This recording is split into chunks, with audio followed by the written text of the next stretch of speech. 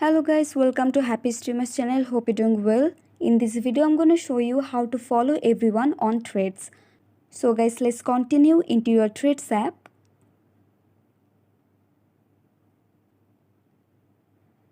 Then tap on your profile at the bottom right.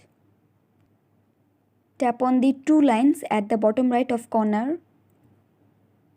Now tap on privacy and select profiles you follow. And guys, you can see there have an option see all, so tap on it.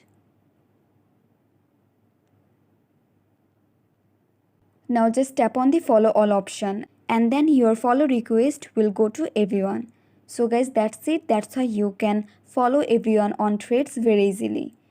So guys, I hope this video was helpful to you. If it was, then please give a thumbs up and hit the subscribe button. And thanks for watching the video.